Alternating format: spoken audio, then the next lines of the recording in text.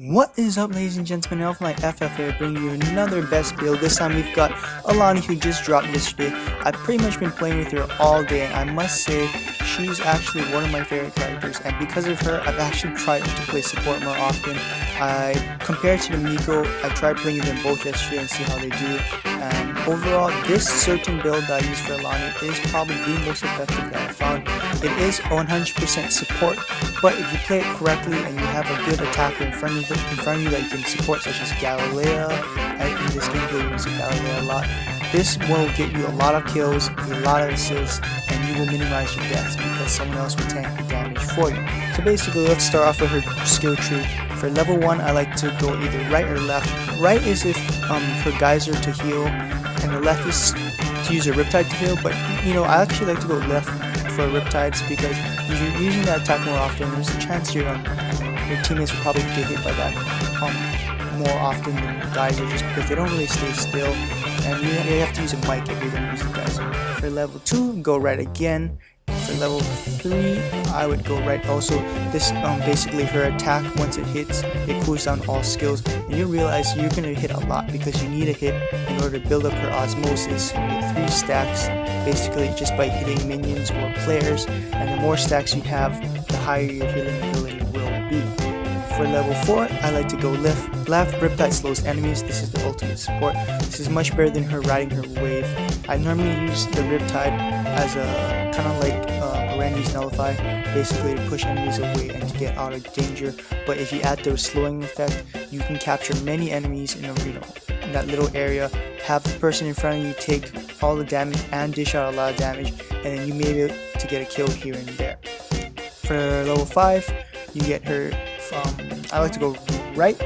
Healing with maximum osmosis stacks reduces the amount of damage the target takes, and basically with 5 you get her ulti, which is a little whirlpool that summons that huge dragon. It's kind of cool. It's good for clearing minions. It's also good for targeting one-on-one, especially if you follow it up with the Riptide and her Geyser ability. You pretty much will get a kill on most enemies, especially if you trap them with the Geyser first.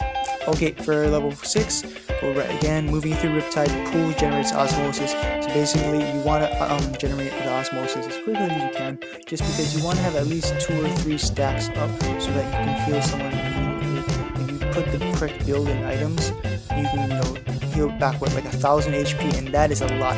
From 100 to 1000, just like that is it's a moral defeat for the enemy when they see that their tank that they've been trying to destroy has all their HP back. It's pretty cool. For level 8, I like to go right, increase Geyser's area effect. The other one decreases the time, but for this, you're focusing more on dealing out massive damage to minions to make a way for the person you're supporting and things like that. For level 9, I like to go left, increase the duration of Riptide's Trail of Water, and you'll see 3 seconds duration. That's a lot of pool to increase your teammates' health, and it's pretty far too. It's like a huge wave, pushes a lot of things back. And finally, for level 10, I like to go right. Of course, the Immersion Whippool, which is her ulti, gives allies plus 150 health. And basically, that is the support build for her. This is probably the best build you're going to see throughout this gameplay, especially a little bit towards the end. Me and Galilea are in the hallway in incursion towards the enemy's 2nd sentry, and Galilea is taking all the damage from here. It's right here actually, I think. And we are just holding down the ground. You see that Galilea gets trapped by their other Alani, and I'm just building as much stacks as I can so that I can heal them at the right amount of time. You want to kind of bait the enemy into thinking they can kill them so that they get closer and closer and within range of your Riptides and your Geyser, and basically you can hold off for a good 60 seconds, get your ulti back, and rinse repeat, as long as it's maybe a 2 versus 3 and they don't have any huge stunners. As you can see, we're going against Arena and Ambra that relies on other people. Also, we've fought against, I think, maybe Oscar Mike, and overall we did win the battle. I do retreat at the end just because we're not there's the second wave, that second push, but for the most part I really do like Alani. Trust me, this is in my opinion the best build. I will also be uploading my offensive build. I have found that when you play offensive by yourself, she is just not as good.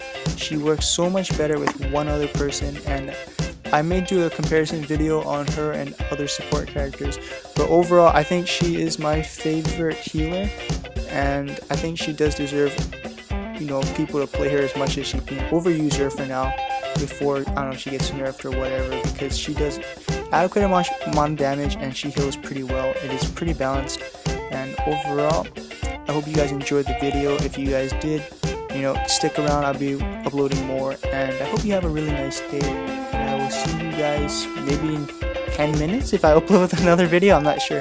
Shoots, have a good one.